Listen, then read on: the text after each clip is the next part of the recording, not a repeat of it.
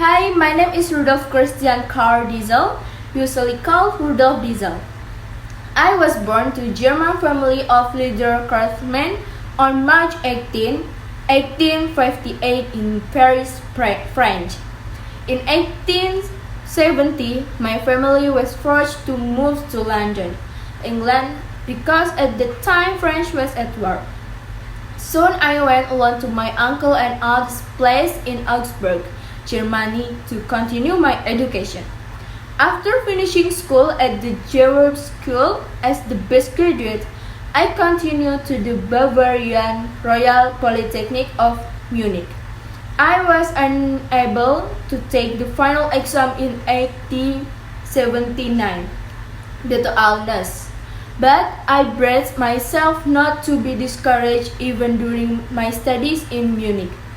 My professor and I managed to design the blueprint for the highest efficiency steam engine in 1878. While studying, I began working as a mechanic at the Sulzer Company in Winterthur to develop an ice-making machine. In 1880, I successfully completed my final undergraduate examination as a mechanical engineer and became the best graduate the Munich Polytechnic Institute has produced in its history. I decided to move to Paris and set up a branch of an ice-making machine company. A year later, the company appointed me plant director, and I met Heinrich Bass,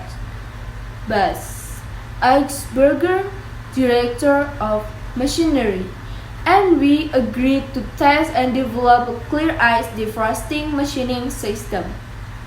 That same year, I received a patent certificate for my invention of producing bottled clarice. In 1883, I built a large ice factory in Paris, and in 1886, my factory expanded to Belgium. After a year, plans for the development of an ammonia engine were started. In 1887, I proved the theory of electromagnetic waves at high revolution per second. In 1889, I exhibited ice-making and refrigeration machines at the Industrial Engineering Fair, Paris. In 1892, I received a patent for the invention of the internal combustion engine. That same year, I started a major project developing a diesel engine. And finally, on August 10, 1893, my book was published entitled Theory and Construction of a Rational Heat Engine for Substitution of the Steam Engines and the today admitted combustion engines. And I succeeded in creating the world's first diesel engine. While publishing the book, Nachtarich for the Theory of the Diesel Engine, at the same time I signed employment contract with Augsburger, Krupp and Sulzer. I moved to Munich 1896 to 1897.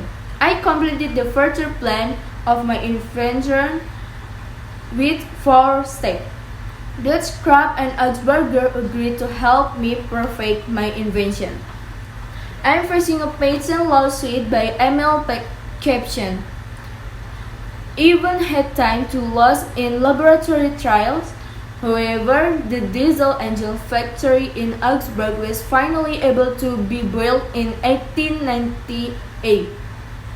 For example of the early production engines were soon exhibited at the Munich Bäckerei and successfully completed the first diesel engines with a compressor for the company Dodge AG.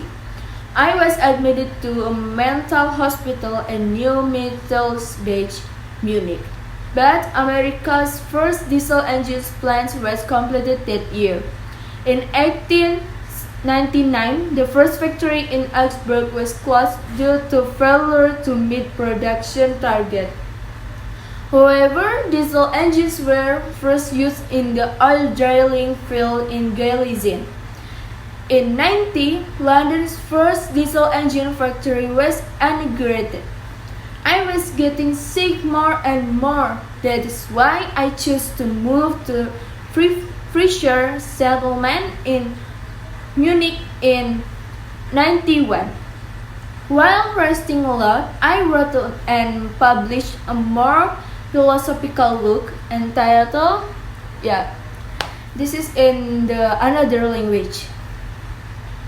In 1995, diesel engines began to be used as train engines, and the peak of my achievement was in 1910 when he appeared at the Paris Fair with the design of a diesel engine powered by peanut oil and marijuana oil.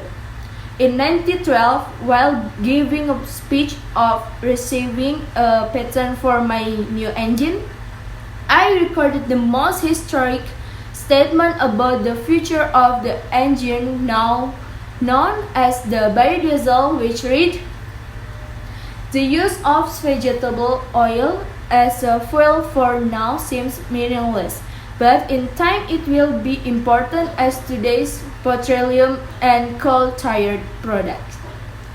That is the story of Rudolf Diesel from Jacinda. And thank you.